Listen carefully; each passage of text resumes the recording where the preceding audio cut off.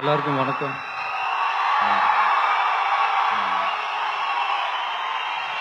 Thank you.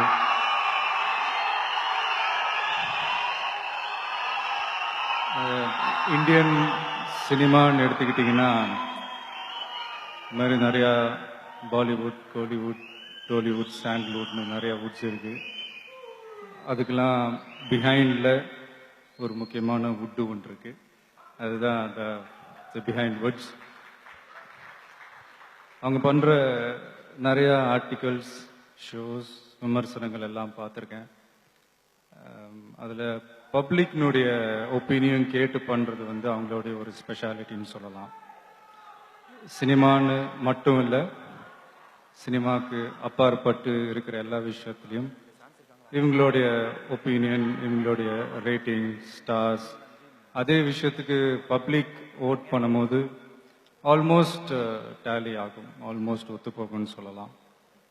So அந்த விதத்தில் ஒரு சின்னதாக ஒரு ஆர்டிக்கல் விமர்சனத்துக்கே இவ்வளோ மெனக்கெடும்போது இந்த மாதிரி ஒரு ஃபங்க்ஷன் பண்ணுறப்போ எவ்வளோ மெனக்கெட்டிருப்பாங்க. ஸோ இப்படி ஒரு பிரம்மாண்டமான ஃபங்க்ஷன் பண்ணுற மொத்த பிஹைண்ட் வுட்ஸ் டீமுக்கும் என்னுடைய பாராட்டுகளை தெரிவிச்சுக்கிறேன். அதாவது ஒரு சின்ன விஷயம், நான் தான் அங்கே உட்காரும் போது யோசிச்சுட்டு இருந்தேன், பேசலாமா வேணாமா இந்த மேடையில்.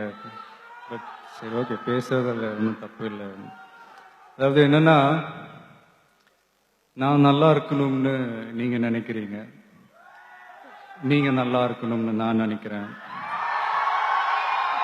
ஆனால் நம்ம எல்லாருமே நல்லா இருக்கணும்னு நினைக்கிறவங்க நல்லா இல்லைங்க, விவசாயிங்க.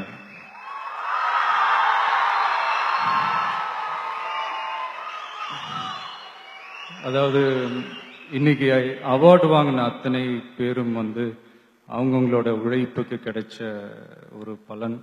ஆனால் எந்த பலனும் கிடைக்காம இன்னைக்கு போராடிக்கிட்டு இருக்கிற விவசாயிகளை நினைச்சா கொஞ்சம் வலிக்குதுங்க. இந்த உணவு, உடை, இருப்பிடம்லாம் சொல்றோம், அதுல உணவுக்கு வேற முதலிடத்தை கொடுக்குறோம். ஆனா அதை கொடுக்குற விவசாயிக்கு பசி ஈஸியா தீந்துறதுனால தான் நாமளாம் அவங்கள பத்தி அதிகமா நினைக்கிறது இல்லையா நம்ம தெரியல. அதாவது காசு கொடுத்தா கூட சாப்பிட்றதுக்கு எதுவுமே கிடைக்காதுன்ற ஒரு நிலைமை வந்தால் தான் நம்மளாம் புரிஞ்சுக்கவும் என்னமோ தெரியல. இது அவசியம்ன்றத விட அவசரமும் கூட. ஏன்னா ஆல்ரெடி நமக்கு ஆரோக்கியம் இல்லாத உணவு தான் கிடைச்சிக்கிட்டு இருக்கு. இப்போ கூட நம்ம முழிச்சிக்கலன்னு வைங்களேன், அடுத்த சந்ததிக்கு இது கூட கிடைக்காது.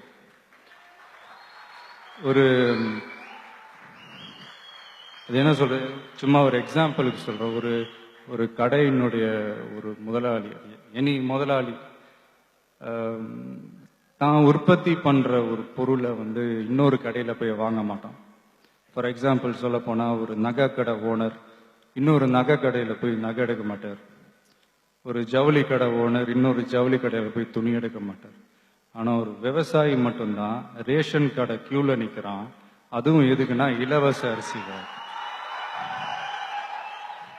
இது இந்த இந்தியா இந்த வல்லரசு ஆகணும், அதாகணும், இதாகணும்ன்றதெல்லாம் கூட அப்புறங்க. முதல்ல விவசாயிங்க நல்லா வாழ்ற அரசா மாறணும்.